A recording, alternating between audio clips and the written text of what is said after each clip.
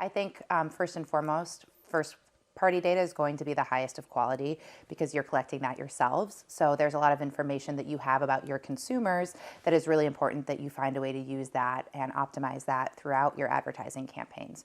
Of course, that's always going to be a single point of view of your advertiser. So it's important to expand on that through third-party data.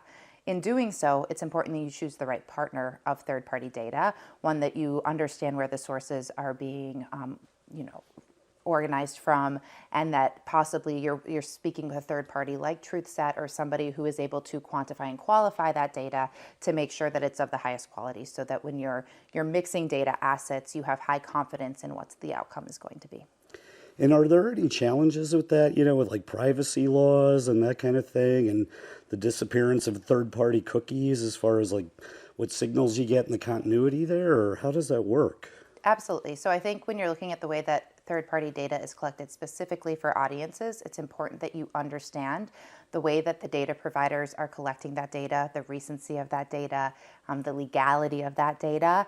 Similar to the way that you look at cereal boxes on a shelf, two might be Cheerio cereals, but you really have to look at the ingredients to make sure that what you're getting is what you're paying for.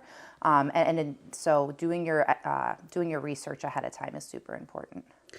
And so when media buyers are basically looking across the media landscape and try to figure out how they can tie their audiences together throughout the campaign workflow, what can you say about that?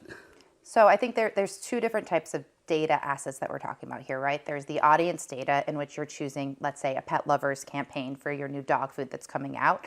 And there's the addressability of that audience within the different platforms that you plan to build that audience and that campaign on. It's important that you find a data asset for those identity sources that line up to the accuracy of the third-party data that you're using. Because the more types of jumps that you have within that data, the harder it is going to be to have that consistent and reliable identity throughout the campaign. And then finally, what about maintaining the consistency through the campaign funnel as far as planning all the way through execution? I also think that it's really important that you're using the similar data sources that from the beginning to planning for when you're analyzing your audiences, when you're trying to understand either that first party or third party data through the activation channel, and then most importantly through measurement. Because if you're using different partnerships throughout the whole campaign, then you're not actually receiving the consistency and the right quality of grade or an understanding about your campaign. So again, it's all about the breadth and depth of the information that you're receiving, but also consistency throughout your campaign. Now, you're in a really dynamic marketplace. Looking ahead, is there anything that you're really excited about, or perhaps you'd like to see happen?